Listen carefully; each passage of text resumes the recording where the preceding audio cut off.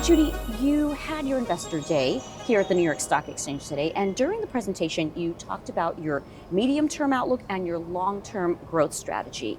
So tell me, what were some of the highlights? Yeah, so it was a great morning here, 4 years after we held our pre-spin investor day here. So glad to be back on the exchange. These are exciting times in our industry and especially for Otis. We are a service-driven business model, customer-focused, with 71,000 colleagues around the globe providing elevator and escalator installation and maintenance. What we shared was growth. We have growth in our service business that's going to drive mid-single digit top line in service, and it's going to translate to double-digit EPS CAGR for the medium term. We get the ability to turn that into sharing that with our investors, and our investors are going to be able to basically receive between 24 and 28, $8 billion of capital back. Okay. All right, so now shifting gears for a second.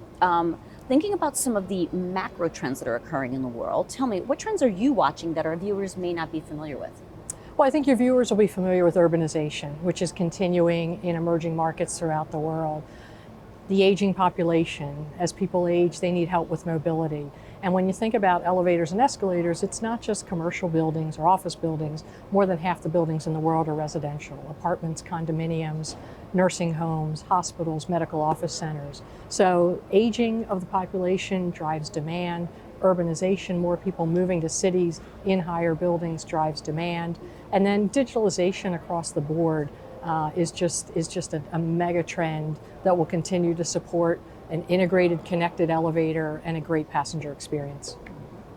All right, and on that note, during today's presentation, you talked about modernization as a growth factor.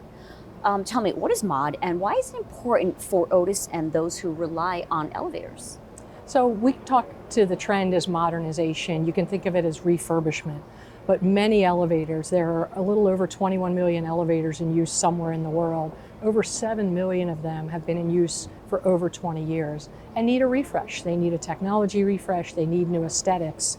That's going to grow at a high single digit plus CAGR over time. And it gives us the ability to keep those customers, to refresh their technology, to upgrade their elevators to make their buildings more attractive, and to make them more efficient, energy efficient, and to be connected in the modern era. So that's a big growth market for us. And what it does is it feeds our service portfolio.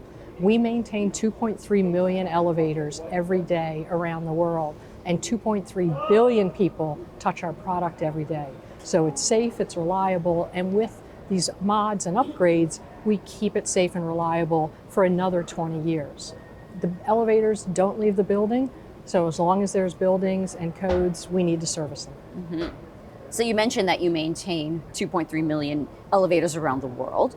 Tell me, what can you tell me about your service business? Well, the service business is the most exciting, and I talk about our business model as being elegant and simple, except that we do it every day. We're making 200,000 service calls somewhere in the world. We keep elevators running, which means we keep people moving in airports, in buildings, in schools, in homes. We just keep the world moving. To do that, we have a maintenance contract, which is an annual maintenance contract we have where we do preventive maintenance and scheduled maintenance. We have a repair business that fixes things as they break, and then our modernization business as well. That's the business that's really grown, 7.7% last year top line growth. We've expanded margins 50 basis points in our service business for the past few years running. It's our growth business. Our portfolio is going to grow. We said today it's going to go from 2.3 million units to 2.8 million units by 2028, which then just generates tremendous EPS that we share with our investors. All right. Well, Judy, always wonderful to talk with you. Thanks for joining me on Floor Talk today. Thanks, Jude. Great to be here.